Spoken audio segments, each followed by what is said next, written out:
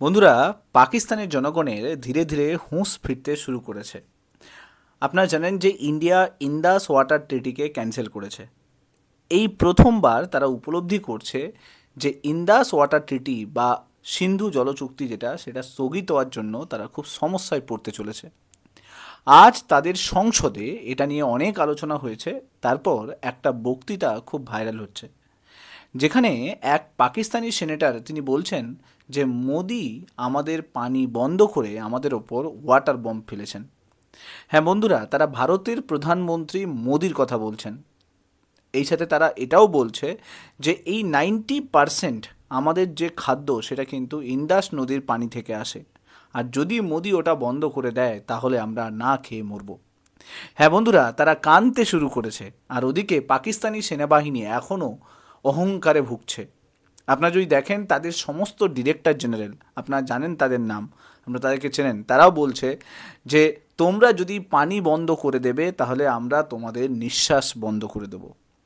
এটা কে বলছে বন্ধুরা? এটা পাকিস্তানের সেনা মুখপাত্র আসিম মুনির তারা বলছে।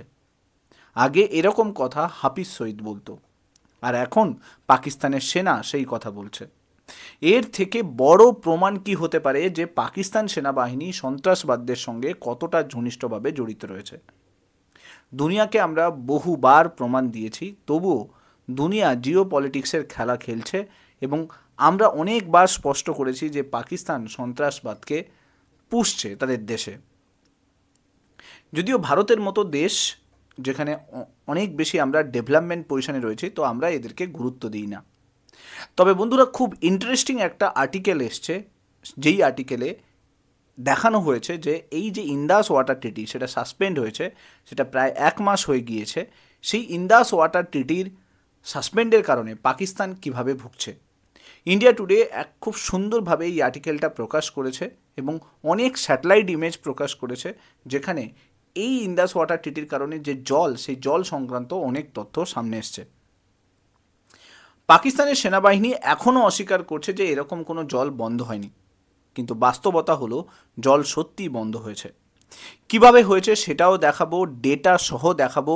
এটা তো শুধু ট্রেলার দেখাবো, আসল শুরু হবে যখন বড় বড় প্রজেক্ট ইন্দাস নদী, ঝেলাম নদী এবং চেনাব নদীতে ভারত তৈরি করা শুরু করবে।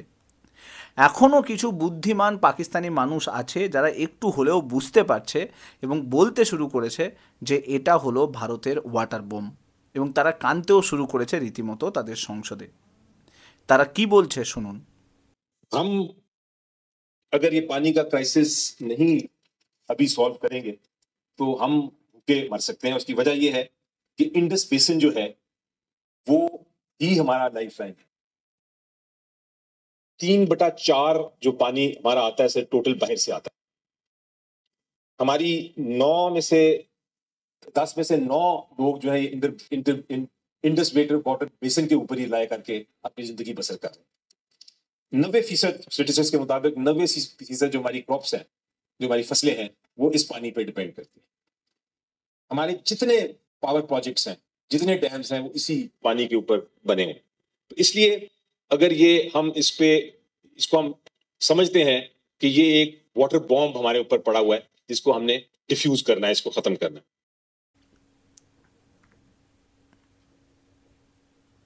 আপনারা শুনেছেন বন্ধুরা, যারা বুদ্ধিমান তারা বুঝতে পারছে যে এটা একটা ওয়াটার বোম, কিন্তু পাকিস্তান সেনাবাহিনী এখনও তাদের অহংকার কমছে না। তারা তো বলছে যে তুমি পানি বন্ধ করলে আমি তোমাদের শ্বাস বন্ধ করে দেব। প্রশ্ন হলো এই নিঃশ্বাস কিভাবে বন্ধ করবে? ধরুন জল আমরা তো বন্ধ করেই দেব বাঁধ দিয়ে, এবং পরবর্তীকালে আমরা আরও বাঁধ তৈরি করব, তার মাধ্যমে জল তো বন্ধ করেই দেব। কিন্তু নিঃশ্বাস বন্ধ করার জন্য কি পাকিস্তান নতুন কোনো টেকনোলজি নিয়ে আসতে চলেছে? এটা আমার খুব জানতে ইচ্ছে করছে। আসুন বন্ধুরা, আমরা একটু ডেটার দিকে নজর দিই। 1 মাস হয়ে গেছে ইন্দাস ওয়াটার ট্রিটি স্থগিত হয়েছে। অনেক স্যাটেলাইট ইমেজ রয়েছে, অনেক স্যাটেলাইট ইমেজ পাবলিকলি এসছে, এখন সেই তথ্যগুলো শেয়ার করব। যদি ভিডিওটা ভালো লাগছে তাহলে লাইক করে দেবেন, চ্যানেলটাতে যদি নতুন হয়ে থাকেন তাহলে সাবস্ক্রাইব করে দেবেন, এবং মাস্ট বেল আইকনে ক্লিক করে রাখবেন যাতে টাইম টু টাইম ভিডিওগুলো পেয়ে যান। দেখুন, জিও স্পেশিয়াল ডেটা, সেই ডেটা কি বলছে? এই ডেটা বলছে বিভিন্ন রিভার ফ্লো ডেটাকে প্রকাশ করা হয়েছে। স্যাটেলাইট প্রমাণ বলছে যে এই যে ড্যাম, ভারতের যে ড্যামগুলো আছে নদীগুলোর ওপরে, সেই ড্যামে নিয়মিতভাবে ফ্ল্যাশিং অ্যাক্টিভিটি করা হচ্ছে। আগে আমরা যেহেতু ইন্দাস ওয়াটার ট্রিটির মধ্যে ছিলাম, তাই জন্য আমরা এই ফ্ল্যাশিং অ্যাক্টিভিটি করতে পারতাম না, পাকিস্তান আমাদেরকে করতে দিত না। এখন এই ট্রিটি সাসপেন্ড করা হয়েছে, তাই ভারত নিয়মিত ফ্ল্যাশিং করছে। দেখুন, চেনাব আর ঝিলাম নদীতে এটা স্পষ্ট দেখা যাচ্ছে যে চেনাব এবং ঝিলাম নদীর যে ড্যামগুলো আছে, সেই ড্যামগুলো রিজার্ভারকে পূর্ণ করা হচ্ছে পুরো ভালোভাবে, দেন তারপরে তাকে ফ্ল্যাশ করা হচ্ছে। ইন্দাস নদীতে এরকম প্যাটার্ন দেখা যাচ্ছে না, কারণ ইন্দাস নদীতে এরকম বড় কোনো বাঁধ নেই। ইন্দাস নদীতে একটাই মাত্র বাঁধ আছে, যেটার নাম হচ্ছে নিমোবাজগো বাঁধ। সেখানে প্রায় 45 মেগাওয়াটের একটা ছোট্ট ড্যাম তৈরি করা হয়েছে, তাই সেখানে এই ফ্ল্যাশিং অ্যাক্টিভিটি দেখতে পাচ্ছি না। মেইনলি আমরা এই ফ্ল্যাশিং অ্যাক্টিভিটি দেখতে পাচ্ছি চেনাব এবং ঝিলাম নদীতে। দেখুন, চেনাব নদী পাকিস্তানের একটা অংশ, এবং পাকিস্তান এটার উপরে একটা ড্যাম তৈরি করেছে, তার নাম হচ্ছে মরলা ড্যাম। মরলা ড্যামে দেখা যাচ্ছে যে প্রথম 24শে এপ্রিল প্রথম ফ্ল্যাশ করা হয়। তারপর ভারতের তরফ থেকে 3rd মেতে প্রচুর পরিমাণে কিন্তু জল ছাড়া হয়, দেন তারপরে গেট বন্ধ করে দেওয়া হয়।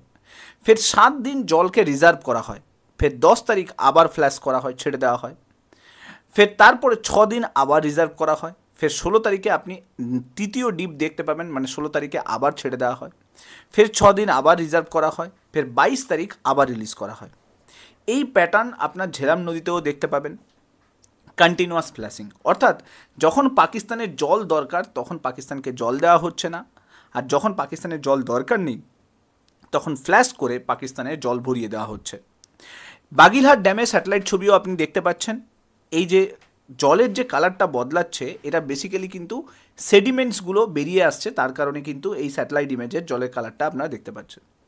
প্রথমে আপনারা দেখতে পাচ্ছেন 1 মে প্রথম ফ্ল্যাশিং হয়, তারপরে 6 তারিখে গেট বন্ধ করে দেওয়া হয়, ফের 11 তারিখে আবার গেট খোলা হয়, দিয়ে ফ্ল্যাশ করা হয়, ফের 13 তারিখে আবার গেট বন্ধ করে দেওয়া হয়, ফের 21 তারিখ আবার খোলা হয়। এইভাবে বিভিন্ন ড্যামে ভারত কিন্তু সেম প্রসিডিওর ফলো করছে।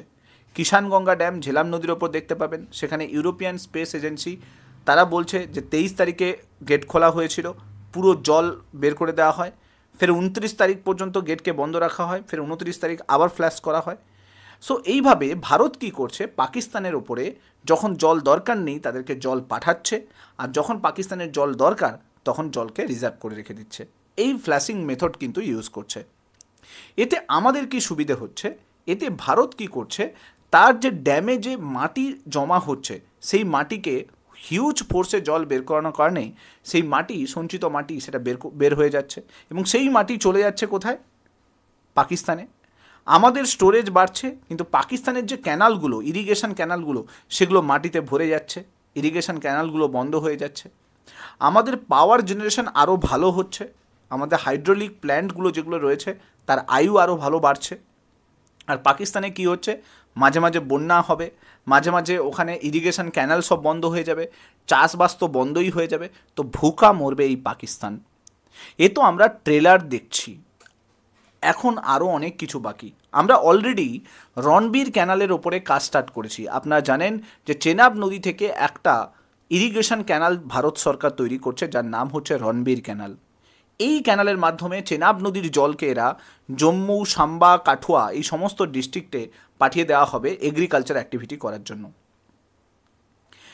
যখন ইন্দাস ওয়াটার ট্রিটি ছিল তখন আমরা এই ক্যানালটাকে মাত্র 60 কিলোমিটার পর্যন্ত তৈরি করতে পেরেছিলাম, কারণ আমাদের কাছে জল বেশি ছিল না, সব জল পাকিস্তানে চলে যাচ্ছিল। এখন যেহেতু আমাদের কাছে ইন্দাস ওয়াটার ট্রিটি ক্যান্সেল হয়ে গেছে, আমাদের কাছে জল অনেক বেশি আছে, তো আমরা 120 কিলোমিটার পর্যন্ত এই ক্যানালের জলকে ট্রান্সফার করব। প্রায় 4 গুণ জলকে ইন্দাস ওয়াটার ট্রিটির মাধ্যমে চেনাব নদী থেকে জলকে ট্রান্সফার করা হবে। এছাড়াও ভারত তুলবুল প্রজেক্ট চালু করেছে ঝেলাম নদীর ওপরে। আপনারা জানেন এই তুলবুল প্রজেক্ট গ্রীষ্মকালেও কিন্তু সমস্ত জলকে ধরে রাখবে। এতে কি হবে, পাকিস্তানের যে আপার ঝেলাম আছে এবং আপার চেনাব আছে, এই সমস্ত জায়গায় জল যাবে না, আর না গেলে পাকিস্তানের যে পাঞ্জাব প্রভিন্স আছে সেখানে কোনো কৃষিকাজ হবে না, এবং ওই কোনো কৃষিকাজ না হলে এরা না খেয়ে মরবে।